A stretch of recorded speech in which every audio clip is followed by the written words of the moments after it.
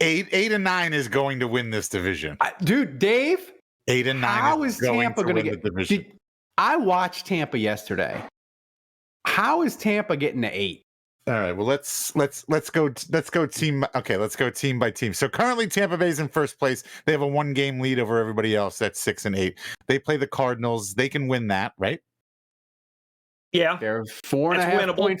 They're a 4.5 point favorite on. They're a 4.5 point favorite on Christmas night, and to only be a 4.5 point favorite over the team that's going to be playing their third string quarterback and they're down their top 3 corners.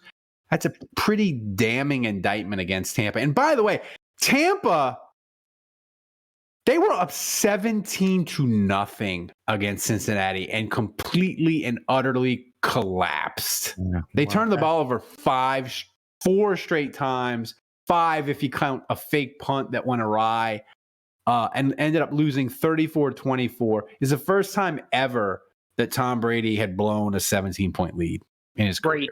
You hate to see it. Couldn't have happened to a nicer guy. Carolina beat him 21-3 earlier, Dave. I'm just saying, well, that's what we need to happen. So then what? So then after let's assume they beat the Cardinals, they're 7 and 8. Then we need them to lose to the Panthers. Next 2. Yeah, you need them to lose the next 2. See, that's the problem. Is I don't know. I don't know if they're going to lose. Here's the thing, and the Falcons. I think, Kevin, you look at Tampa, and it really comes down to Christmas night. In that, we'll get to the Saints-Browns game when we do predictions, so we'll save that. But I really think it comes down to Christmas night for Tampa, because if they can't beat Arizona, then 6-10 or 6-11 for Tampa, I feel like becomes in play if you can't beat Arizona. Because if you can't beat them, who are you going to win? Who are you going to beat? Here's the thing: Carolina has the Lions coming up, and the Lions, as I've stated before, are playing gangbusters. That's probably a loss for Carolina. Yeah, right, exactly. They're losing. And then it's at the Bucs, which means they're playing for their lives in the division in the last 2 games. So at the Bucs and at New Orleans. Then you got the Falcons at the Ravens. That's probably a loss. Probably. Yeah. Probably. It depends on how their quarterback is doing. And then they're in Arizona, and then they're in Tampa. They host Tampa. They host Tampa. The problem is if the Bucs go 1-1 into that final week, Saints got to go 2-0. Saints have to beat. Well, no. What I'm saying is, do the Falcons really want to try hard in that final week if they are actually out of it? Yeah. Because again, if I'm, and this is me, I'm being super petty. If I'm the GM or the coach of a team that is out of the playoff race, but knowing that if I beat an opponent, my most hated rival could potentially get a playoff berth or help, I would literally pull my quarterback. I would pull my quarterback after the first 2 series and put some second string guys in and say, hey, guys, we're just trying to get film for next year, blah, blah, blah, blah, blah, and basically be doing this the whole time to everybody else. Atlanta actually, Kevin, back in the day, Atlanta actually helped the Saints get a playoff spot in 1990. They beat the Cowboys. That's 32 years ago. And the Saints won on New Year's Eve and got a playoff spot. Here's the thing. I'm just looking at these standings, and it just makes me giggle. Like it does. This is terrible. This is the most embarrassing, pathetic thing I've ever seen. No, Dave. Whoever wins the division, please. Dave, I pray it's 7-10. Here's the thing. I don't want it to be 8-9. Dave, this entire division should be relegated to the XFL or whatever. The most embarrassing scenario. The most embarrassing scenario is Tampa loses to Arizona, loses to Carolina. The Saints beat Cleveland. Atlanta beats Arizona.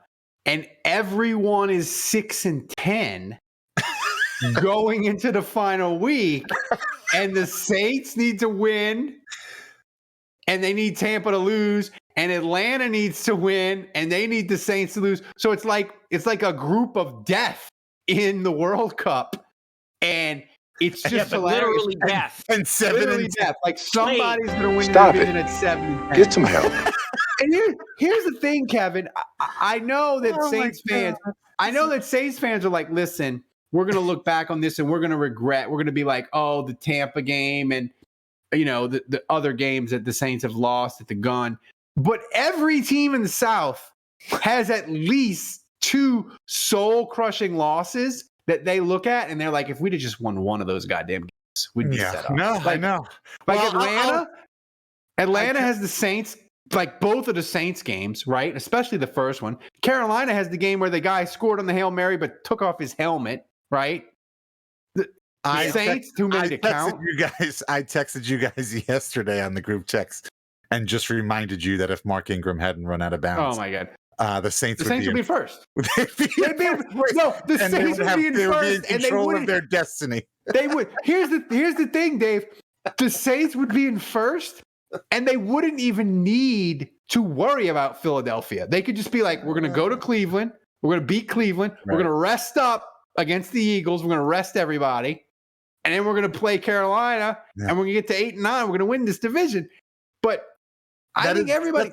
That's the problem is we do have to play Philadelphia. However, I just saw today Jalen Hurts is injured, so I mean, don't worry, he'll be back. He'll be back completely fine. He's basically going to get one of those white crystals from Krypton. He's going to go into a chamber, and all of a sudden he's going to come out and shake somebody's hand, and then the music's going to start playing, and he's going to crush the hand and pick him up like at the end of Superman 2, and then fling, throw for 400 yards, rush for 100. KB is going to explode in joy as her guy Jalen Hurts absolutely whips the ever living shit out of this. Thomas, put a poll up.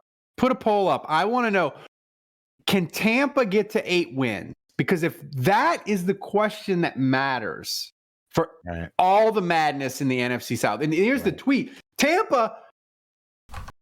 The math, Kevin, says if they just beat Carolina, they have a 96% chance to win this division. But I watched Tampa. Oh, by the way, Tampa has not covered a spread in the continental United States since week 2 against the Saints. Just so we're clear at how bad the Bucs are. This is just ridiculous. The Saints. This is the Saints have 3 games this year where they lost by 4 points or less. Week 4 in against Minnesota, where they lost by 3. Week 6 Cincinnati against the Bengals, they lost by 4. And then the Bucs 2 weeks ago or 3 weeks ago. And the Cincinnati and Bucs game, they were both at almost the Bucs. They were like at 99% chance to win. Cincinnati at one point they were 80% likely to win, and they lost both. Yeah, I don't know. I think if we play Jalen Hurts, I don't know. He's got a revenge game coming out. Well, but that's the thing, Dave. Is Tampa going to get to 8 wins? Because if Tampa can't get to 8 wins, then suddenly the Philadelphia game might not matter. They have to lose 2 of those final 3. You know what's going to happen? And I hate to say this. I'm sorry. I hate to put a bow on all of this, but like, oh, here we go. It's like Tom Brady. Like Tom Brady's going to pull some shit out of his ass these last 3 games on Christmas. He's going to ruin our Christmas. Not even starting this freaking week. God, I hate to hear that. I hate to hear that.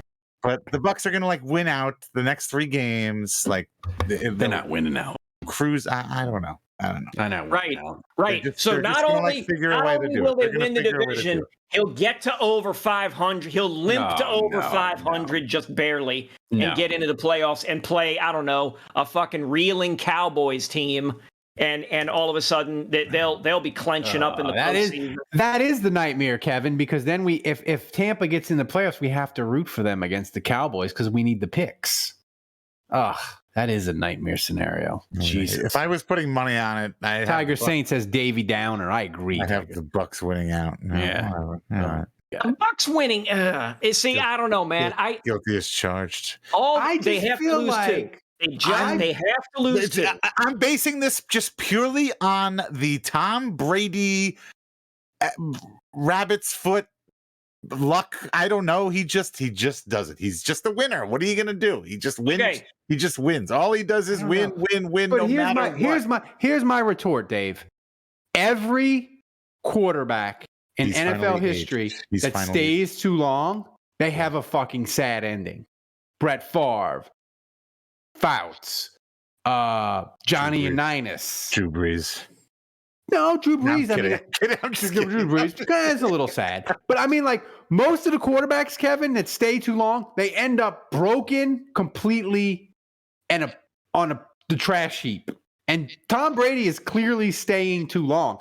I feel like Tom Brady's ending is going to be horrific and enjoyable. The thing that I can't figure out is it a playoff sad ending, or is it, oh my God, he went 6-11 and didn't win the South sad ending? Listen, Joe Namath. Thank you, Tiger Saint. That's a good one. Yeah, overrated. Shouldn't be in the Hall of Fame.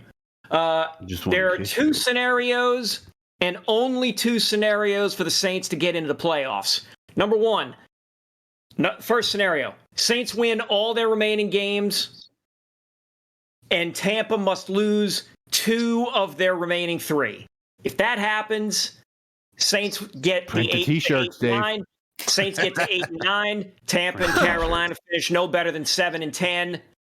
So that's worst unlikely. Joke I've ever heard. That's unlikely. Scenario 2.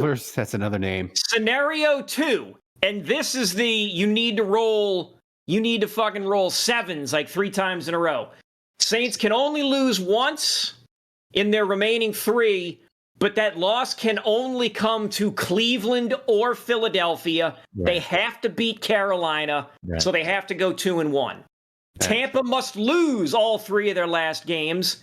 Carolina must lose to the Lions in Week 16 and to the Saints in Week 17 or in Week 18, but beat Tampa in Week 17. Part 4: Atlanta must lose one of their next 2 games, either to the Ravens or the Cardinals, and then beat Tampa in Week 18. Oh, my. All right. I wish I had a Madden telestrator so I could just be scribbling all over this goddamn thing. You probably lost most listeners. It's fun to care about these games. No, I'm charming, Dave. It's fun to care about these games. Like, Dave, it'll be fun if they can beat Cleveland. We can all gather around the TV on Christmas night after the kids open the presents. We get a little drunk, and we root against Tom Brady. So everybody in the South can be 6-9. Like, that'll be a fun freaking Christmas. Well, this is what I'm. Okay, so do the Bucks play the Falcons final week of the season? Is there a scenario where the Bucks are playing the Falcons and we're all hate watching because it may be Tom Brady's final game ever?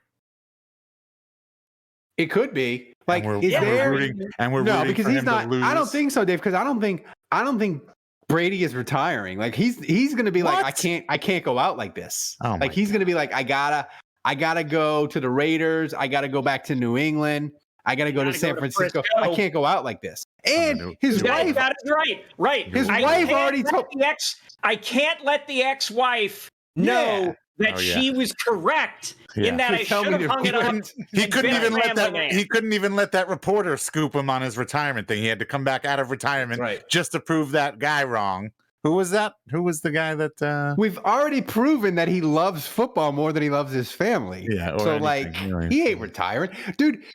All right. There's a better chance, Dave, that he's the quarterback of the Saints and Sean Payton is the Saints coach than he retires. Right. Okay. Like, that's more likely than him retiring. Is that the hook to get Peyton back? Does it have to be a package deal? Gross. It would be good. I say it's gross now, but like the moment Schefter breaks it, I'll be all in. I'll have the Brady fathead on the wall. Oh yeah, wait, here we go. Here we go. Like, don't even think. No, wait. Okay, so here we go. So yes, Peyton comes back next year with Brady, 1 year only, just because he's still under contract with the Saints. That way, he takes a shot with Brady here in New Orleans, where he's comfortable, where he knows everybody, where he knows he can do whatever he wants. And then his contract's done, and then he can go wherever he wants. And Brady gets stretched off week 3. Yeah, whatever. But then Peyton's out of his contract. Then he gets to just choose where he wants to go and doesn't have to worry about the chat's getting really weird. It's like Tiger saying it's like kissing your sister, but she's a hot stepsister. It's getting weird in the chat tonight. I've seen those videos. Those seem they end pretty well. I don't know. Thanks for watching the Saints Happy Hour. Subscribe to our YouTube channel, then find us wherever you get your podcast, and finally go to saintshappyhour.com and become a patron of the best Saints podcast on earth.